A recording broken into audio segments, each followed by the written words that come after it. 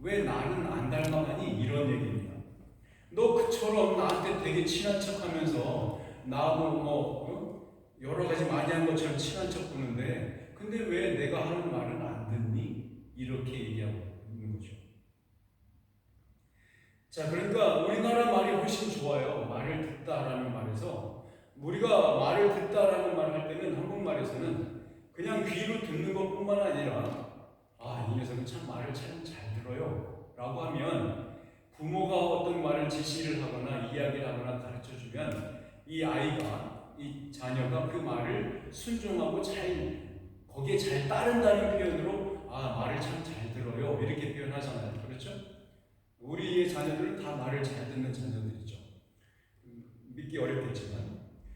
자, 그런데 우리 애는 저 말을 참 너무 안 들어요. 말을 이렇게 말하기도 하죠. 그러니까 한국말에서 말을 듣다라는 말은 단순히 듣는 것만 말하는 게 아니라 그 듣고 순종하는 것까지 포함하는 언어죠. 근데 영어는 그렇지 않아요. 헬라어도 그렇지 않고. 그렇죠? 그런데 히브리어는 이 한국말과 비슷해요. 들으라 이스라엘아 하나님은 한 분이시나 할 때 그 들으라 했잖아요. 쉐마라고 부르는데 그 말 자체도 한국말과 같은 의미로 많이 쓴다 이 말이에요. 그러니까 지금 예수님께서 첫번 46절에 하는 말은 너 나한테 그렇게 친한 척하면서 주여 주여 쫓아다니면서 제일 친한 척하고 그러는데 왜 내가 얘기하는 것은 왜 하나도 안 듣니? 이렇게 하는 겁니다. 왜 내가 너 나한테 친한 척하면서 여러 번 교육받은 것처럼 말씀 들은 것처럼 얘기하면서 왜 내가 얘기한 것을 하나도 몸으로 행동으로 옮기지 않니? 이런 얘기죠. 47절 말씀 볼까요? 47절에 이렇게 말합니다. 내게 나와 내 말을 듣고 행하는 자마다 누구와 같은 것을 너희에게 보이리라. 자, 이게 한국말인데 분명히 한국말인데 구어체는 분명히 아니죠. 그러면서 옛날 문어체 비슷하게 쓰여 있어서 한 번에 이해하기가 참 어렵죠. 이 말은 이렇게 바꿀 수 있어요. 그러니까 내 말을 잘 듣는 사람이 어떤 사람인지를 내가 비유로 알려줄 테니까 잘 들어봐 이런 얘기입니다. 그러니까 내 말을 듣고 행하는 자마다 누구와 같은 것을 너희에게 보이리라. 이 말이 그 얘기입니다. 내 말을 잘 듣는 사람은 어떤 모습의 어떤 형태의 사람인지 내가 비유로 알려줄 테니까 내 말을 잘 들어봐 이런 얘기입니다. 그러니까 우리 모두는 이 비유를 공부하면서 우리 마음속에 이러한 질문을 갖고 계시면 좋겠습니다. 그러면 나는 이 비유 속에서 누구랑 같지? 이렇게 말이죠. 자, 예수님의 비유를 한번 들어보기를 시작합시다. 48절 말씀이죠. 48절. 첫 부분이 이렇게 시작됩니다. 48절에 집을 짓되 깊이 파고 주추를 반석 위에 놓은 사람과 같으니. 예수 그리스도의 말씀을 듣고 그것을 행하는 사람은 어떤 사람과 같다고 표현했냐면 집을 지을 때 깊이 파고 주추를 반석 위에 놓은 사람과 같다라고 이야기하고 있는 거죠. 자, 그러니까 예수님의 말씀을 들은 대로 행하는 사람은 어떤 사람이냐면 집을 지을 때 그 집 전체를 지탱해 주고 있는 그 기초석, 즉 안반, 그 반석 위에 기초석을 세운 다음에 벽을 쌓고 지붕을 올려서 집을 짓는 사람과 같다라고 얘기하시는 거죠. 자, 그럼 여러분 예수님 당시에 중동에서 집 짓기를 어떻게 했는지 궁금하시죠? 그죠? 어떻게 지었는지, 언제 주로 지었는지, 무엇으로 지었는지, 그리고 어떻게 짓는지 아신다면 이 비유 속에서 예수님께서 하신 말이 더 의미가 분명해질 수 있겠죠. 중동에서는 일반적으로 집 짓는 시기는 계절은 여름에 짓습니다. 아시는 것처럼 성경의 땅인 이스라엘과 유대 요르단까지 합쳐서 그쪽 땅은요 우기와 건기로 나눠져 있어요. 건기가 굉장히 길어요. 거의 8개월에서 9개월 정도까지가 계속 건기예요. 비가 오지 않는 기간이죠. 나머지 4개월이나 3개월 반 정도가 우기예요. 그렇다고 해서 우기라고 맨날 교회에 비가 오고 있다고 우기면 안 됩니다. 자, 그 우기가 맨날 교회 비가 오는 우기가 아니라 뜨문 비가 와요. 그런데 어떨 때는 홍수가 나요. 왜냐하면 관계시설이 만들어지지 않은 나라예요. 관계시설이 필요 없는 땅이거든요. 그렇죠?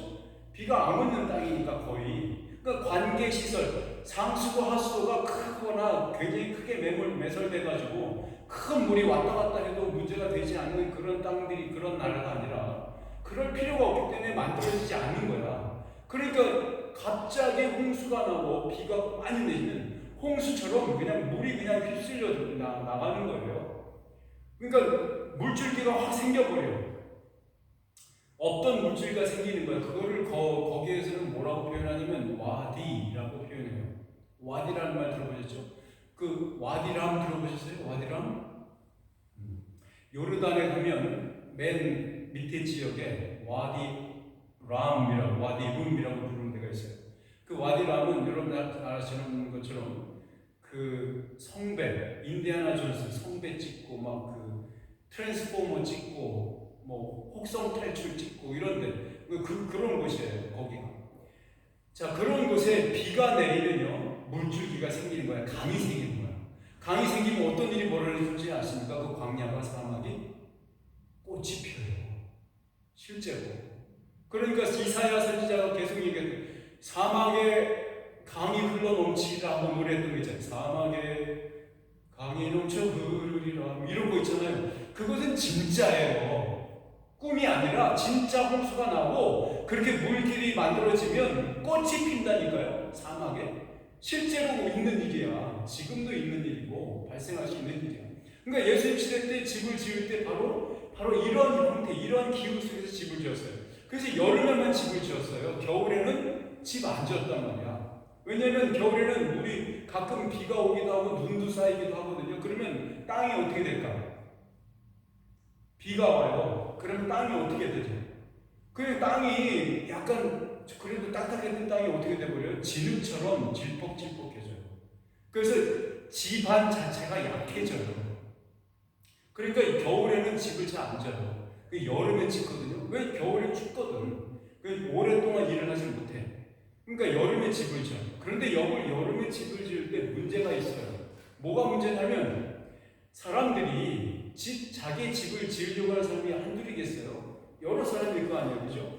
그런데 집 지으는 모든 사람이 다 재정이 풍부하고 뭐 시간이 많아서 집을 오래도록 튼튼하게 짓고자 하는 사람이 그렇게 많지 않은 거죠. 일반적으로 사람들이 돈이 없으니까 또한 집은 바로 필요하니까 금방 짓기를 원해요. 싸고 빠르고 금방. 그러니까 어떻게 지어요? 여름에 짓는데 바로 땅 위에다 짓는단 말이야. 어떤 땅이고 그 여름에는 그 땅이 쇠처럼 단단해져요. 비가 안 오니까 딱딱하게 굳는 거야. 물만 닿으면 진흙이 되는 땅인데 물이 없으니까 건조해버리니까 딱딱해져. 그러니까 그 위에다가 이걸 보니까 너무 딱딱하고 바위처럼 튼튼하단 말이야. 그러니까 여기다 집을 지어도 되겠다 하고 여기다가 흙벽돌을 쌓아서 집을 바로 짓는 거야. 한 2m 정도 올리고 그 다음에 그 지붕이 이런 모습이 별로 없고 이렇게 얹은 다음에 그 석가래 같은 거 있죠. 갈대 그 긴 그 나무 풀 같은 거 있잖아요. 몰라도 아는 척 하시면 돼요. 그거를 막 얹어가지고 지붕을 만들고 거기에다가 진흙을 막 묻혀. 그러면 진흙이 굳으니까 딱딱하게 지붕처럼 되거든요. 그러니까 그렇게 집을 짓는 거야, 여름 동안에. 그런데 그렇게 집을 짓고 나서 문제가 생기기 시작합니다. 그 문제가 그 다음 구절에 나옵니다. 자, 이 48절에 보면 이렇게 써 있습니다. 그러니까 주추를 반석 위에 놓은 사람과 같으니 큰 물이 나서 탕류가 그 집에 부딪히되 잘 지었기 때문에 능히 유동하지 못하게 하였거니와 49절을 같이 읽어볼까요? 시작. 듣고 행하지 아니하는 자는 주추 없이 흙 위에 집을 지은 사람과 같으니 탕류가 부딪힘에 집이 곧 무너져 파괴됨이 심하니라. 자,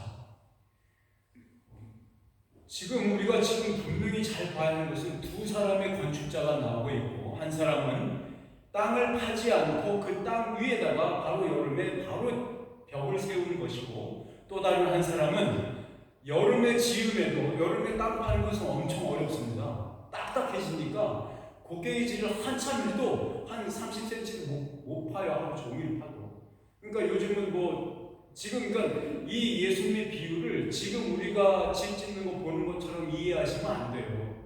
절대 안 됩니다. 왜냐하면 지금은 포크레인이 와가지고 땅을 쑥 파잖아요. 그죠? 그 다음에 거기다 뭘 쏟아부어? 콘크리트를 막 쏟아부어요. 그럼 콘크리트가 딱딱하고 굳지 않습니까? 거기 위에다 집을 짓기 시작하는 거예요. 그렇죠? 근데 이 중동 땅은 그렇게 집을 짓지 않고, 그 보이는 땅, 평지에는 땅이 흙이 있는데 그 안방, 반석을 찾아내기 위해서 땅을 뚫고 들어가야 돼요. 땅을 계속 파고 들어가야 돼요. 그래서 여러분 중동 집안 가서 아무나 붙잡고, 목수라는 사람은 아무나 붙잡고 물어보세요. 집 지을 때 어떻게 튼튼하게 짓죠? 그럼 이렇게 얘기할 거예요. 아이, 그러면 당연히 반석 위에 지어야죠. 안방 위에다, 바위 위에다 지어야죠. 그럼 바위가 어디 있는데? 땅 속에 있죠. 그거 얼마나 깊어요? 한 어떨 때는 3m, 어떨 때는 4m까지 내려가야 돼요. 이렇게 얘기할 겁니다. 그것을 파고 내려가서 그 안반을 만나야 그 안반 위에다가 기초석, 그걸 모퉁이 돌이라고 표현하기도 하고, 성경에서는 그걸 기초돌이라고 표현합니다. 그 기초돌은 단순히 머릿돌이 아니고, 머릿돌이라고 우리가 지금 이런 건물 짓고 나서 마지막에 딱 상냥식 하면서 이름 탁 받고 딴딴딴 하면서 이렇게 탁 커튼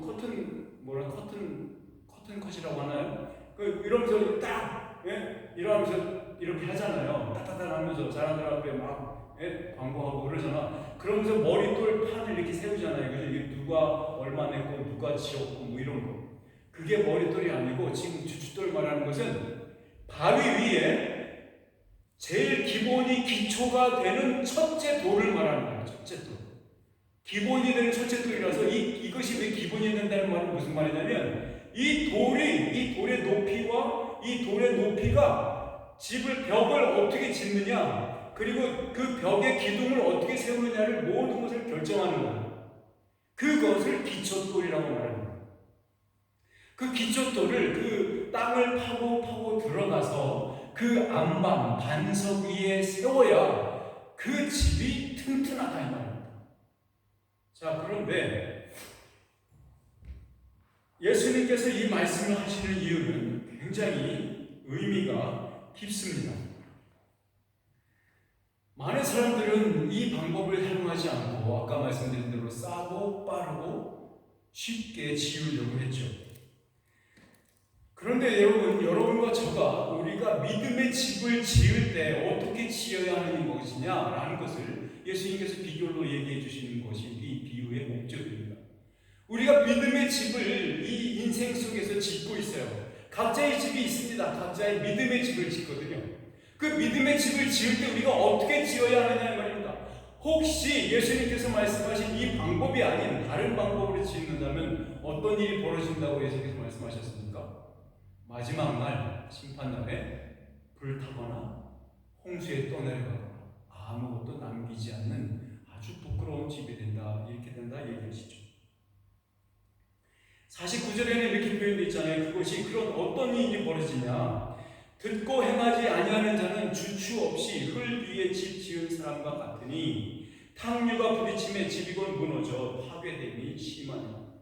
여기서 탕류가 부딪힘이라는 말은 무슨 말이냐면요, 말씀드린 대로 홍수가 나요. 비가 엄청 많이 오면 삽시간에 오는 거예요. 막 계속 내리는 게 아니고 짧은 시간에 많이 와요. 그러면 그게 홍수가 되는 거예요. 그러면 그 홍수가 물길을 생겨가지고 막 휘몰아치거든요. 그러면 집이 있는 거주 지역 같은 데 이런 데 오면, 보통 집 짓는 데는 약간 낮은 지역 아니에요, 그죠? 그러니까 물길이 산에서 내려와서 평지 쪽으로 막 내달릴 거 아니야. 내달릴 때 그냥 물만 옵니까? 물만 오는 게 아니라 흙을 가져와요. 흙을 쓸어서 막 가는 거죠. 그런데 이 흙들은 어떻게 돼요? 뭐가 풍부한 흙이야? 물이 풍부한 흙이죠, 그죠? 물을 잔뜩 먹어본 진흙덩어리란 말이야.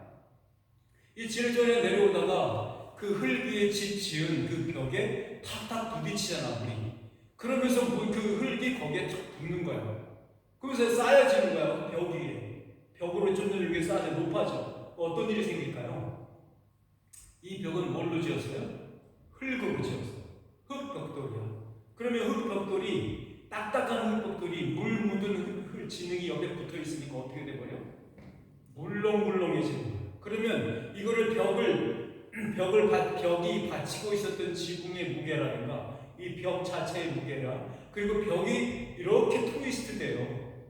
이렇게 삐뚤어지는 거야. 그러면 이렇게 하나로 건축물로 서 있던 것이 트위스트 되고 삐뚤어지잖아요. 그럼 무슨 일이 생겨요? 그쪽이 확 무너져 버려요. 1991년에 인 제루살렘이라는 포스트 그 뉴스페이퍼가 있어요. 주간지예요. 그러니까 조간지 아침마다 나오는 페이퍼거든요. 그 뉴스페이퍼에 뭐가 실렸냐면 큰 동으로 집을 지은 아파트를 지은 게 있는데 실제 일어난 거예요. 예루살렘에서 왼쪽 동은 하나로 이어진 동이야. 큰 여러 세대가 사는 아파트인데 왼쪽 동은 반석 위에 지었어. 땅을 파고 내려가서 거기에다가 기초를 세웠어. 이 다른 쪽 반대는 이어져 있는 거니까 괜찮겠지 하면서 바로 흙 위에다 세웠어. 똑같은 함께 하나의 동인데 한쪽은 반석 위에 딱 서 있는 것이고 이 긴 다른 쪽은 반대편은 반석이 아니라 흙 위에 서 있는 거예요. 홍수가 났어요. 어떤 일이 생겼습니까? 이 반대쪽만 찌그러지고 확 무너져 버렸어요. 인명피해도 엄청났죠. 그런 일이 있어요. 실제로 있습니다. 예수님이 하신 얘기는 실제적으로 일어날 수 있는 일을 이 비유로 얘기하십니다.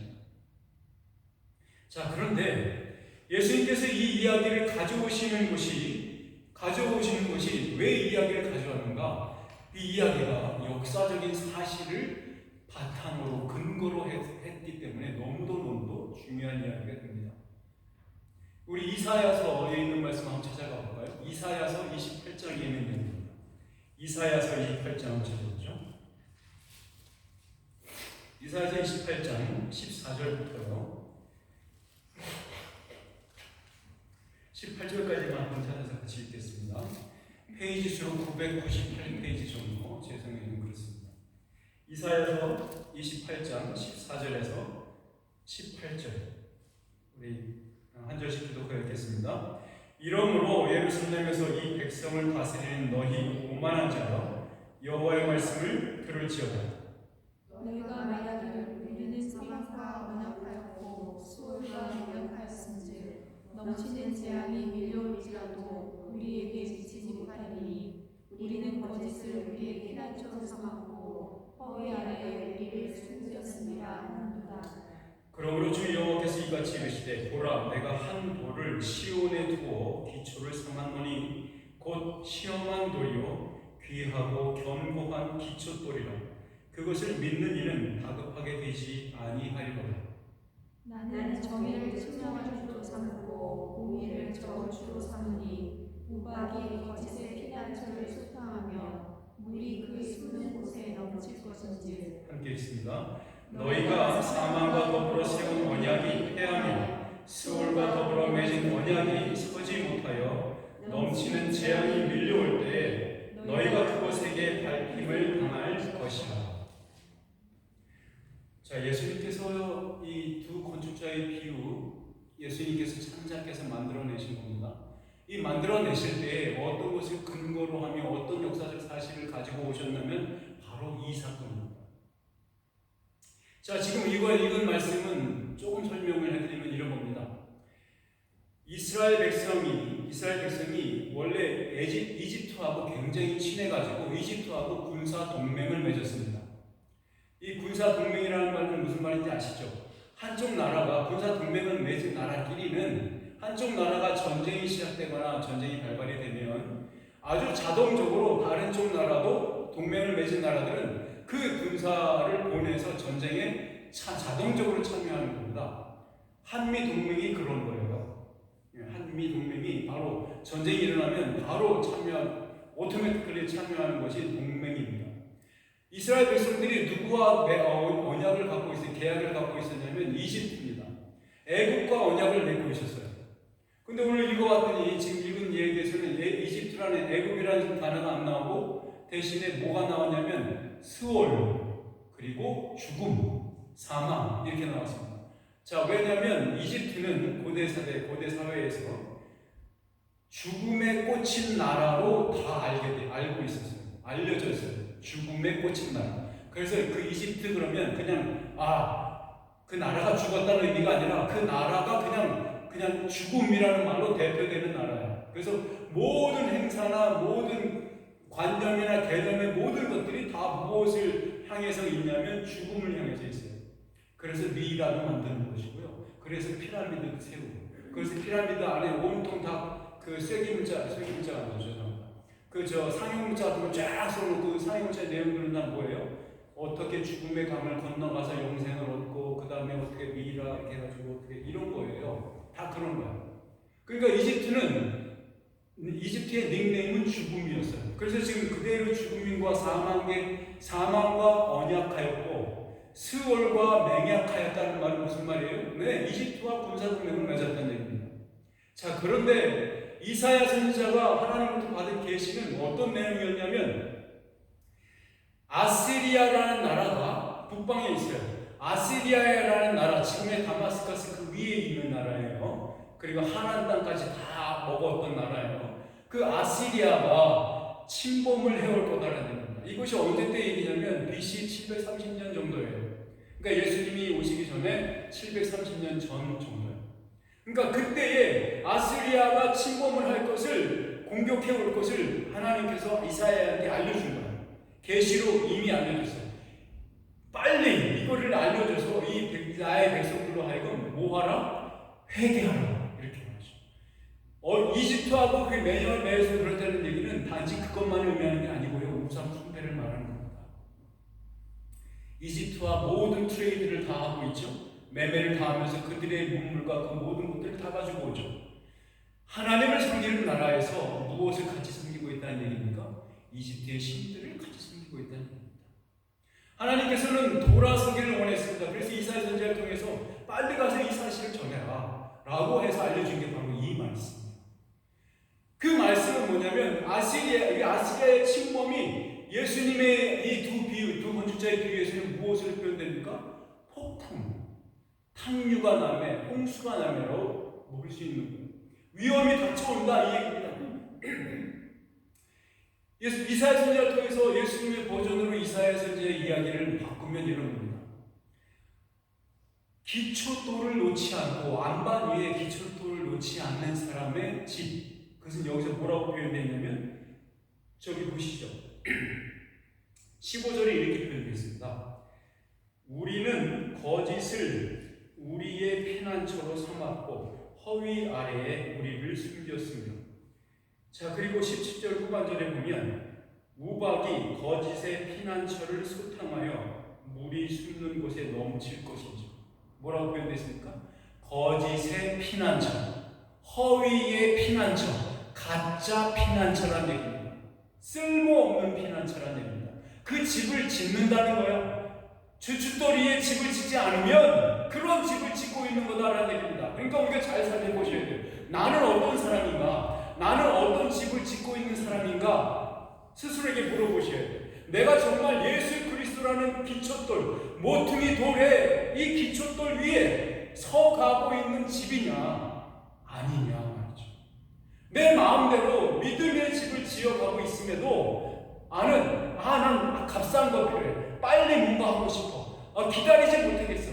돈이 무슨 돈. 예수 믿는데 무슨 돈 들어.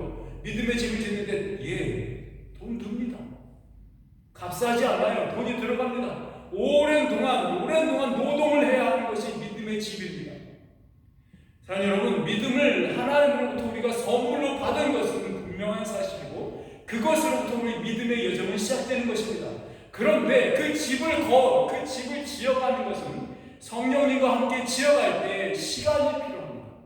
시간이 드는 그 시간 속에서 여러분과 나를 훈련시키고 단련시킵니다. 만들어 가시고 거룩하게 하시죠. 쌈의 기도 하십니다. 그런데 그 시간들을 통해서 우리를 훈련시키는 거죠. 우리를 거룩하게 만들어 나가는 겁니다. 공짜 없어요. 싸지 않습니다. 많은 수고와 많은 염려와 많은 경비가 들어가는 것이 믿음의 집을 쌓는 것입니다. 그냥 흙 위에 지으려고 하지 마세요. 그 흙 위에 있는 집은 여기서 이사야서의 말로 표현하면 무슨 말입니까? 거짓의 집, 가짜 허위의 피난처라고 써 있지 않습니까? 자, 우리 16절 말씀이 너무도 중요한 말씀이니까 한번 같이 읽겠습니다. 시작. 그러므로 주 여호와께서 이같이 이르시되 보라, 내가 한 돌을 시온에 두어 기초를 삼았노니 곧 시험한 돌이요 귀하고 견고한 기초돌이라. 그것을 믿는 이는 다급하게 되지 아니하리로다. 뭐라고 써 있습니까? 그것을 믿는 이는 다급하지 않다라고 얘기하잖아요. 급하지 않은 거야. 조급하지 않은 거야. 내가 뭔가 바로 이런 뭔가 나에게 은혜가 그냥 막 사무치고 말이죠. 기적이 일어나고 막 이런 것들이 나에게 일어나기를 다급하게 하지 여기지 않는다고. 왜냐하면 예수 그리스도라는 너무도 그 어떤 기억도 기적도 표현할 수 없고 담아낼 수 없는 너무도 큰 기적을 예수 그리스도를 통해서 보았고 그것을 가졌고 그것으로 인해서 새 생명이 시작되었음을 내가 알기 때문에 더 이상의 큰 기적이 필요 없는 겁니다. 물론 우리는 우리의 삶 속에서 기적들을 바라고 합니다. 당연히 하나님의 자녀로서 구할 수 있습니다. 그러나 그 시간 속에서 우리가 분명히 알아야 할 것은 다급하지 않아야 한다는 거죠. 기초돌에 제대로 집을 짓기 시작한 사람들은 다급하지 않습니다. 난 오늘 내 평생 집을 지었는데 2m도 못 올렸어요, 벽을. 그렇게 생각하는 사람이 있을 수 있잖아요. 내 믿음의 집이 지붕도 완성하지 못했어요. 창문도 못 달았어요. 문도 못 달았어요. 라고 말할 수 있잖아요. 그러지 말라고요. 다급하지 말라고요. 다 못 져도 된다고요. 그걸 하나님께서 뭐라고 하지 않는다고요. 다급하지 않는 것이 바로 기초돌 위에, 주님이라는 기초돌 위에 잘 짓고 있는 사람의 증거입니다. 더욱더 중요한 것은 여기서 내가 한 돌을 시온에 두어 기초를 삼았노니. 하나님께서 하시는 말씀은 뭐냐면 너희들이 지은 집은 가짜야, 허위야, 거짓말 집이야. 그런데 내가 진짜 참 진리의 집을 지을 거야. 어디에서? 시온에서. 시온에 무엇을 둔다고? 돌을 둘 거라고. 그 돌은 시험 이미 테스트를 한 돌이라는 뜻이에요. 그 테스트한 너무너무 귀중한 돌을 내가 거기에 놓을 거야. 거기서부터 집이 시작될 거야 라고 얘기합니다. 그런데 잘 생각해보세요. 예수님께서 이 두 건축자의 비유를 그 많은 사람들 앞에서 이야기하고 있을 때, 그 유대인들 앞에 이스라엘 백성들 앞에서 이야기하고 있을 때 이 사람들의 머릿속에는 어떤 집이 있었을까? 바로 이 이사야 예언을 알고 있었을까 몰랐을까? 많은 분들이 알고 있었습니다. 이런 거는요 너무도 유명한 말들이라 랍비들이 다 가르쳤던 얘기고 다 성경 교사들이 얘기했던 얘기예요. 그래서 일반적으로 다 알고 있었다고 볼 수 있어요. 자, 그런데 그 사람들 중에서 보통의 유대인들은 이 말씀을 어떻게 현실화시켰는지 아십니까? 그들이 현실화시킨 이 말씀의 성취는 지금 헤롯 성전 안에 지성소 안에 있는 조금 움푹 솟아나온 그 돌을 바로 이 돌의 예언의 성취라고 여겼어요. 자, 그러니까 이들의 믿음은 이들이 갖고 있었던 이 기초돌에 대한 인식과 개념은 화석화되어 있는 겁니다. 사람이 아니야. 진짜 돌이야, 돌. 돌 얘기하는 거라고 이해하는 거예요. 하나님께서 기초돌을 시온에 둔다고 했으니 정말 시온에 둔 그 돌이겠지라고 생각하는 거야. 예수님께서 지금 무슨 말씀하시는 거예요? 그게 아니라 내가 그 기초돌이야 라고 말하는 겁니다. 이 시온에 두는 돌이 바로 나야라는 얘기입니다. 그러니까 예수님께서 지금 두 건축자의 비유시 하고 싶은 이야기는 무엇입니까? 얼마나 집을 외관을 멋있게 벽을 잘 올리고 창문을 내고 문을 내고 그것이 아닌 거야. 오히려 우리가 집을 볼 때 보이지 않는 부분을 얘기하고 있는 거 아닙니까 지금? 그렇죠? 보이는 바깥면이 아니라 보이지 않는 땅 속에 있는 그것이 정말로 기초에 서 있냐 안 서 있냐 이 얘기가 있고 계십니다. 우리 한 구절 말씀 더 찾아보고 말씀을 맺으면 좋겠는데요. 우리 에스겔서로 한번 가볼게요. 에스겔서 33장인데요. 우리 1204페이지 정도 있습니다. 구약성경 1204페이지 정도.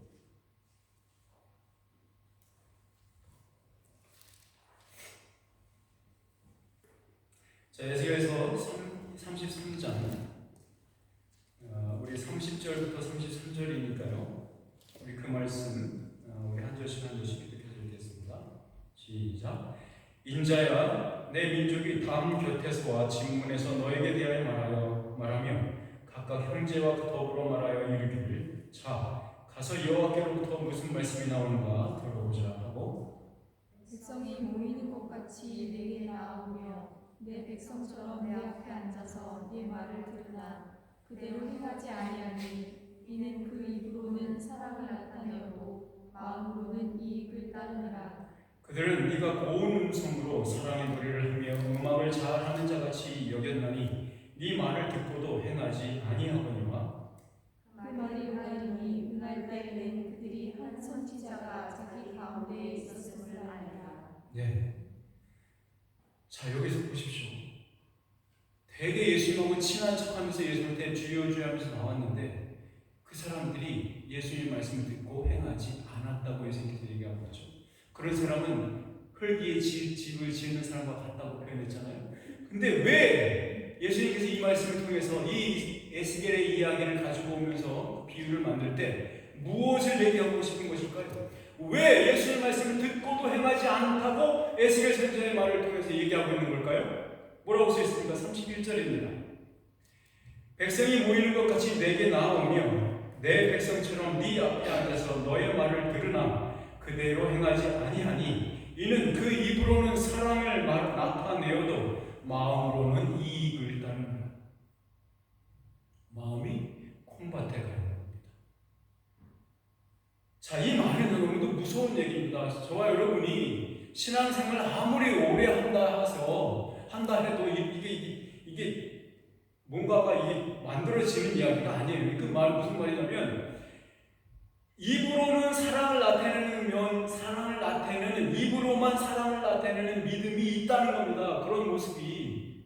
그러면서 평생 동안 예수님 믿는다고 해서도 그것은 예수님이 뭐라고 말합니까? 이 불법을 행하는 자들아 여기서 나에게서 물러가라고 말하는 그 대상들이에요.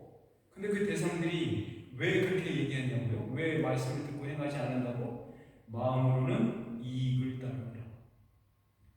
현실의 이익을 따르는 겁니다. 지금 당장 내가 효력을 얻었으면 좋겠는 거야. 지금 당장 내가 예수 그리스도를 믿는다는 그 은혜의 표징이 빵빵빵빵 나타나면 좋겠는 거야. 이런 사람들은 이런 표징을 갖고 있습니다. 다급하지 말라고 아까 이사야서 현재의 이야기를 들었지 않습니까? 이 사람들은 다급해요. 보기를 빨리 원해요. 무엇인가 빨리 결정이 나기 원합니다. 그리고 자기가 예수 그리스도를 믿는 것에 대해서 많은 사람들에게 확 표가 나기를 원합니다. 그러지 말라. 그래서 그들은 어떻게 왜 말을 듣지 않는다고요? 32절 보니까 네가 고운 음성으로 사랑의 노래를 하며 음악을 잘하는 자같이 여겼나니 말씀을 선포하고 설교 말씀을 듣는데 사람들은 앉아있면서 그런 거예요. 아이고 저 사람 참 설교 잘하네. 아 저 사람 참 노래 잘하네. 이렇게 느끼는 것처럼 아이고 그래 합리적이야 논리적이야 그러면서 설교 잘하네 이렇게 생각한다는 겁니다. 하나님의 말씀도 듣지 않는다는 거죠. 사랑의 노래를 하며 음악을 잘하는 자같이 여겼나니 그래 오늘 한 시간 잘 때웠어. 설교 괜찮아? 마음에 들어. 보십시오. 33절에 그 말이 응하리니 응할 때에는 그들이 한 선지자가 자기 가운데에 있었음을 알리라. 여러분 예수님을 십자가에 달은 유대 백성들과 지도자들과 로마인들이 나중에 알게 된 게 무엇입니까? 로마 백부장이 그렇게 표현하지 않습니까? 이는 참으로 하나님의 아들입니다. 여러분, 그때가 되면 늦습니다. 그때가 오면 늦습니다. 믿음의 질 지금 지어야 합니다. 여러분과 제가 지어야 하는 믿음의 집은 어떤 집입니까? 예수 그리스도라는 기초돌 위에 지어져 올라가는 집입니까? 기초돌 위에 올라간다는 말은 아까 말씀드린 대로 예수 그리스도가 정하신, 예수 그리스도가 우리에게 주시는 은혜의 방편을 그 방편을 따라서 은혜를 얻는 것이요, 예수 그리스도가 딱 제시해 놓으신 스탠다드가 우리의 스탠다드를 삼는 겁니다. 그것이 예수님과 함께 지어져가는 믿음의 집입니다. 말씀을 맺겠습니다. 에베소서 2장에 있는 말씀을 한번 같이 읽으면서 말씀을 맺으면 좋겠습니다. 에베소서 2장 20절 말씀인데요. 우리 말씀을 읽을 때 함께 다 같이 일어나셔서 말씀을 읽으면 좋겠습니다. 에베소서 2장 20절로 22절까지 말씀 한번 큰 소리로 같이 한번 읽겠습니다. 에베소서 2장 20절로 22절 이렇게 읽습니다. 너희는 사도들과 선지자들의 터 위에 세우심을 입은 자라. 그리스도 예수께서 친히 모퉁이 돌이 되셨느니라. 그 안에서 건물마다 서로 연결하여 주 안에서 성전이 되어가고 너희도 성령 안에서 하나님이 거하시는 처소가 되기 위하여 그리스도 예수 안에서 함께 지어져 가느니라. 아멘. 기도합시다. 사랑하신 아버지 하나님, 주님께서 우리의 새로운 성전이 되어 주셨습니다. 주님께서 너무도 귀한 귀첩돌이 되어 주셔서 우리가 정말로 하나님의 성령이 거하시는 거룩한 점으로 삼아 주셨습니다. 아버지 하나님, 우리의 삶 속에서 우리의 믿음의 집이 각자 지어져 갈 때에 그 믿음의 집이 예수 그리스도의 기초돌, 예수 그리스도 위에 지어져 가는 집이 되게 하여 주시옵소서. 깨닫게 하여 주시고 조급하지 않고 온전히 기다리며 인내하는 믿음을 갖게 하시고 주 안에서 기뻐함으로, 복음이 주시는 기쁨으로 그 인내를, 그 어려운 상황들을 견뎌낼 수 있도록 허락하여 주시옵소서. 함께하여 주시옵소서. 그러므로 말미암아 주님의 고난에 동참하는, 참여하는 영광을 얻게 하여 주시옵소서. 아버지 하나님, 우리는 새 예루살렘과 새 땅을, 그 땅이 오늘, 그 하늘 새로운 예루살렘이 오는 것을 기다립니다. 그 땅에, 그 새 예루살렘의 성벽에 우리 이름이 적힌 한 벽돌이 있으면 좋겠습니다. 하나님 은혜 베풀어 주시고 사랑하는 형제자매들의 영혼 속에 주님의 집이, 주님의 믿음의 집이 온전히 세워질 수 있도록 축복하여 주시옵소서. 예수 그리스도의 이름으로 기도합니다. 아멘. 찬송가 하겠습니다. 찬송가 우리 635장 주기도문 찬송입니다. 635장 찬양.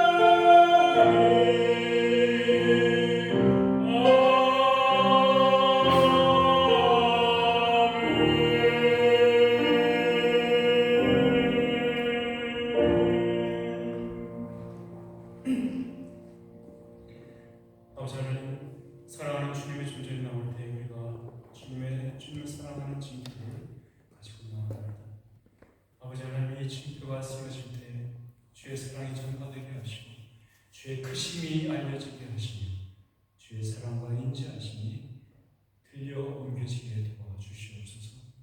아버지 하나님, 은혜의 은혜를 더하시고 믿음의 믿음을 더하시사 우리에게 말씀을 쌓아 주시옵소서.